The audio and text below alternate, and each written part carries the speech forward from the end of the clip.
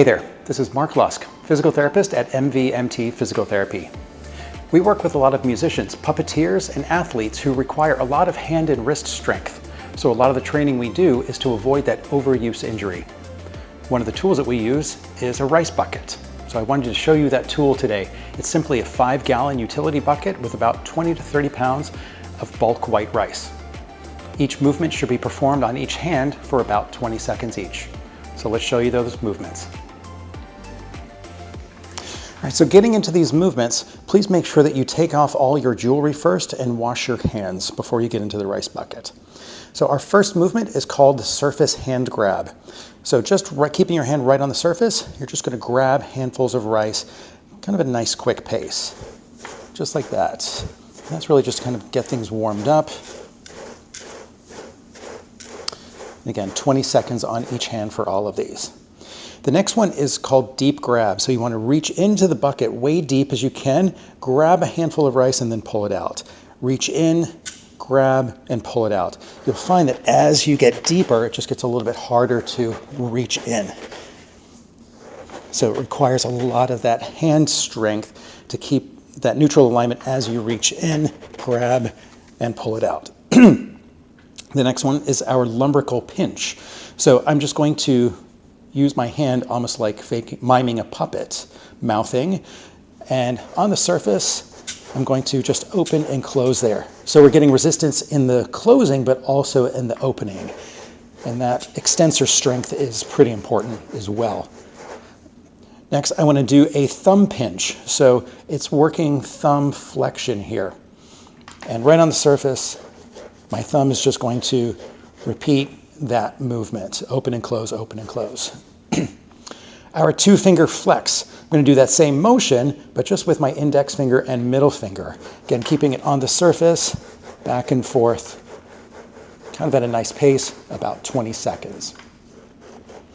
Then number 6 is our doorknob chop and lift. So I'm going to make this shape with my hand, put it under the rice pretty deep, and I'm going to chop and lift, and chop and lift. This is ulnar deviation and radial deviation.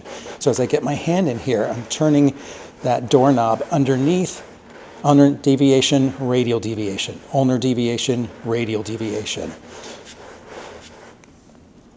Next is what we call our pronated paddle. So this position here is all the way pronated.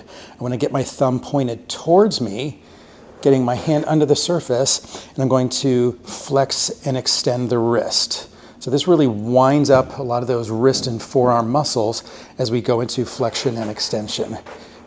And it's definitely a little harder to get into that extension. And of course, the deeper I go into the bucket of rice, the more resistance I'm going to get. Next is fist circles. So just keeping a nice tight fist, putting it underneath the surface. I'm going to rotate clockwise and counterclockwise with my hand as deep in the bucket as I can. There. And just getting that rotation clockwise and counterclockwise. The next is also a fist one. I'm going to put my fist into the bucket and go into flexion and extension just in this neutral position here. So I'm going to extend and flex the wrist. Extend, flex. Then I can take that, turn it this way, and do, again, radial deviation and ulnar deviation, but my hand's going to be in a fist instead of that open position, that doorknob. So in this fist chop and lift, just below the surface here, I'm going to chop and lift, going through radial and ulnar deviation. I want to make sure that I'm not bending my elbow and getting that from my shoulder or my elbow. It's really isolated down to the wrist. Next, I've got alternating claw, open, fist, open. So with my hand right underneath the surface, I'm going to curl only the fingers, open it out, and then make a nice tight fist and open out. So claw, open, fist, open, claw, open, fist, open. And there you're going to feel a lot of resistance through all of those extensors. Again, we need these extensors to oppose a lot of the grip that we do. Hand flash. I'm going to just under the surface, open and close the hand here. And then the last one is what we call rice pop. It's kind of the most fun. It's quite rewarding. I'm going to pick up a handful of rice and just give it a squeeze, and you'll hear kind of that pop. So that's really kind of working on that grip. Do be careful, that can shoot rice all over the place, so just keep it nice and close to the surface so you don't end up with a lot of rice around the area. So that's all the movements in the rice bucket. I know it's kind of a long list, but if you're a little pressed for time, then choose 6 to 8 movements that really mean the most to you. However, it is this whole series that makes it really effective, and that's just all of the planes of motions and different muscles that are utilized.